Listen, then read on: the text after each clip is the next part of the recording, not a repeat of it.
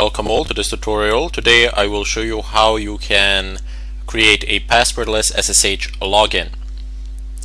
Why should you do this? Well, to be frank and brief, passwords are insecure. Let me put it so. Why? Well, they can be guessed. That's the first flaw. Second flaw is that you actually have to type it in. And whoever is looking from behind your back or whoever is nearby can hear you typing. So they can either they can literally hear the amount of keys you press on your keyboard, and they will know the length of your password, or they can actually see you typing it in. They don't have to catch all the characters, but if you keep typing it in every day, and if somebody's there in the office, they will eventually see it and know it. And if you use that password on some of your other services as well, that can be a security scenario nightmare, let me put it so. Anyway, in order for us to avoid such inconvenient situations, we will configure our SSH server to permit passwordless logins via keys. So let's go over to our SSH server, which is CentOS. I will go ahead and log in. I'm sure I have a few stuffs running here. Okay, that was me testing these sort of things out. Now let's go ahead and have a look at our configuration file. In order to have a look at the SSH configuration file, SSHD configuration file, just type in vim etc sshd config, and here you can configure a lot of things, and I mean a lot of things. You can actually change the port, so by just deleting this bar and typing in a different port number, you can actually change the port here if you like, but I will just leave 22. Usually when it goes over the internet, people tend to change the port. Feel free to do so. Down below I have also changed a few other settings. I have these two set on yes, RSA authentication and public key authentication. Authorized files is set there, and I have also disabled the root login. I'm not sure where it is. Let me just go ahead and find it. Okay, so root. No, it's at the top. There we go. So permit root login. It says no here.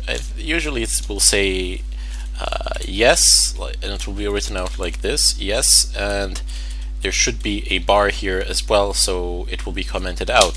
What you need to do is remove the bar and type in no, because we do not want anybody to be able to log into our server as root. Rather, instead we want them to be able to log into our server as a regular user and then be able to switch to root if there is a need for it, of course.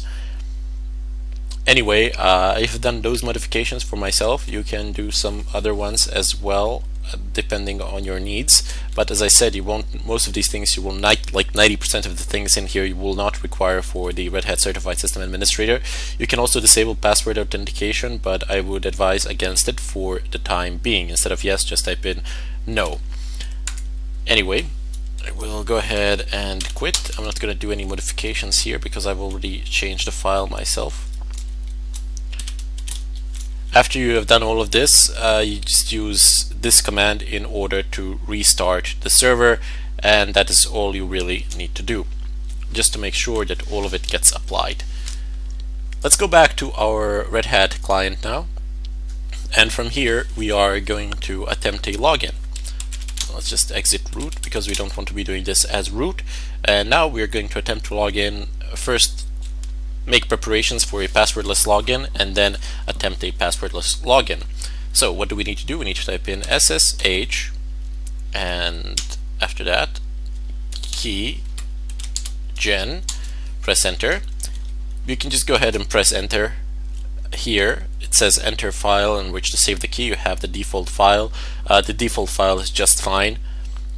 For me it says that it already exists. Would I like to overwrite it? You most likely won't get this part because I've done this a few times before and the keys have stayed there. So I'm just going to say yes, overwrite, enter passphrase. Now I'm not going to use a passphrase in addition to my keys, so I'm just going to go ahead and press enter twice, and that is literally all you need to do in order to create a key. Now, creating a key is not enough. You need to import a key onto the server. How do you do that? Well, you type in SSH -copy ID, and then you need to type in the user and the server. So 192.168.1.101.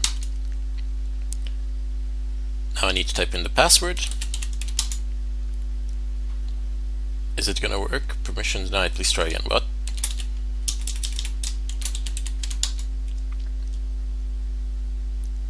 Oh, come on. Do I have caps lock on or something? I don't think I do. Let's go ahead and try this again.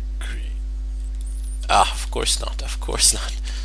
I love it. I love it when I make these silly mistakes with spelling. Okay. There we go.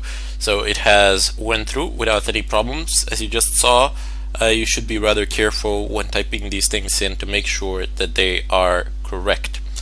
Now we will do as the program basically suggests. Now try logging into the machine with SSH and then this creator and the IP address. So SSH creator at 192.168.1.101, and we are prompted with a password again. So we are doing something wrong here. Something is not right. What do you suppose could be the case? So let's go ahead and type in the password. Permission denied. Please try again. Why are you doing this? Of course. I truly am a genius. I am a genius. Please pay tribute or something of a kind. Agent admitted failure to sign in using the key.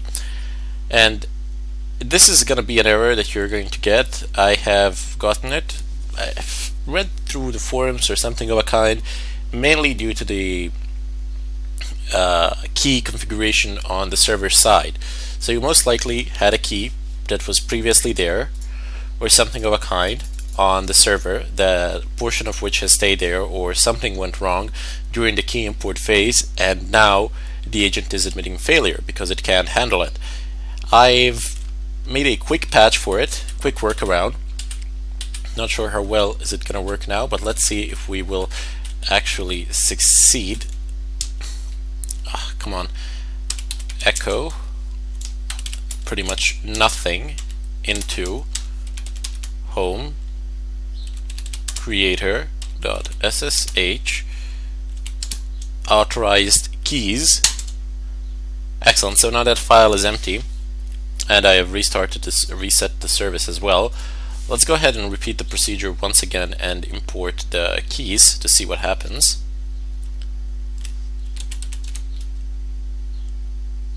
Okay, now we have imported the keys again.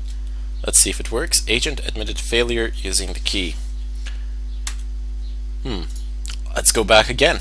Let's see what we can actually do with this. Echo service SSH restart, and let's see if I actually have anything else left in that file. Okay, so ls cat authorized keys. Nope, there is nothing in that file. It's empty. Well, let's go ahead and remove it altogether. So rm authorized keys, yes, and let's do service sshd restart. I'm doing this simply to save you a bit of time on your during your own process of this, during your own session of doing this, so you don't have to ask me. Rather, instead, you can see the troubleshooting process yourselves. So let's go ahead and actually generate another key as well, key gen. Okay, go through that. Yes, please overwrite it. Enter passphrase. No passphrase. Now we need to import the key. Copy it actually over to the server.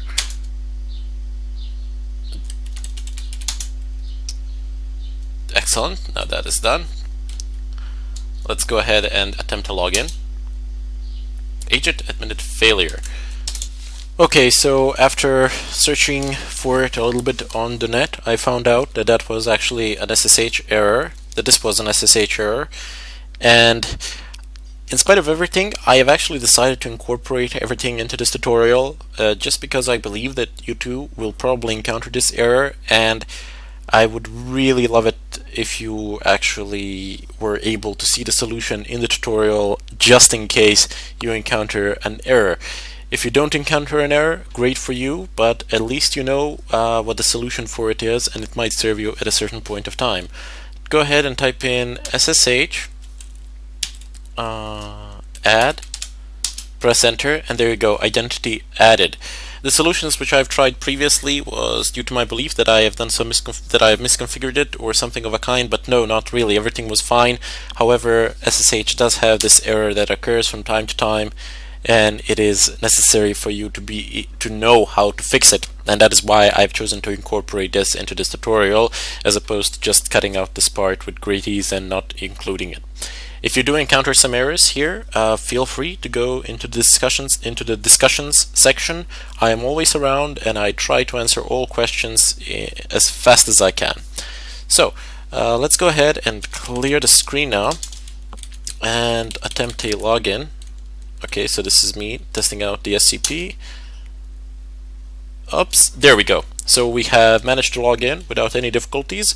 We are now a user creator on our SSH server. Okay, now since we've done this, I would like to show you one final thing that is related to SSH. I would like to show you how you can copy pretty much anything from one point to another. This can be done regardless of the distance and of the size.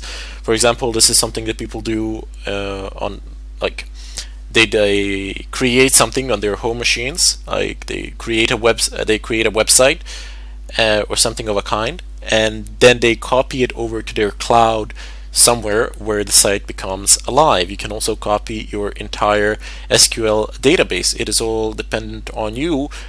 You can combine SCP with tar.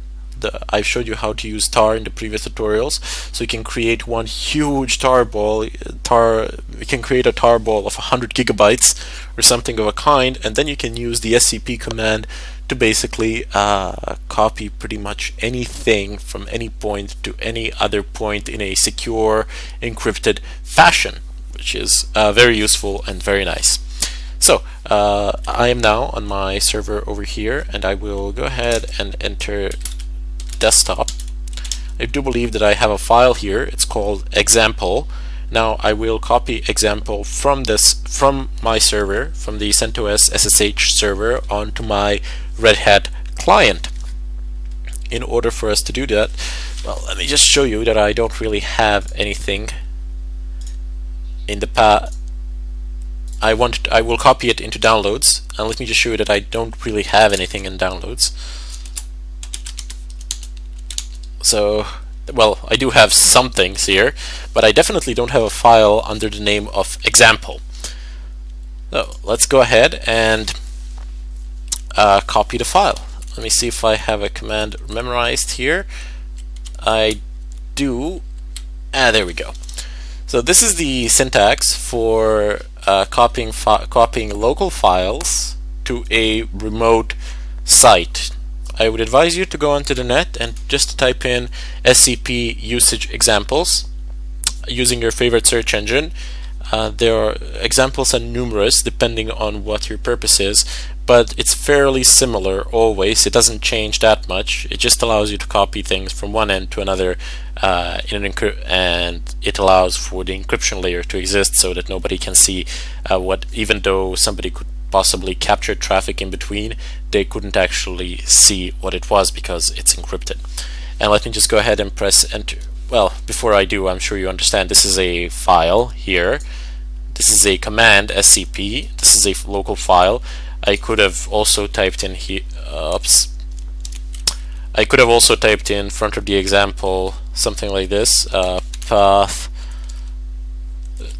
to the file. I could have also used this and specified a path to the file, but since I am already in the desktop folder and the file is there, it doesn't really matter. I can just go ahead and use it like this. Then I specify the username on the remote site. I specified the IP address, and I also have the directory. So you put a colon here, and then you specify a directory on the remote site where in which folder do you want to copy this file. Simple as that. Just go ahead and press enter. It will prompt you for a password. Press enter. Permission denied. Okay, me and my passwords.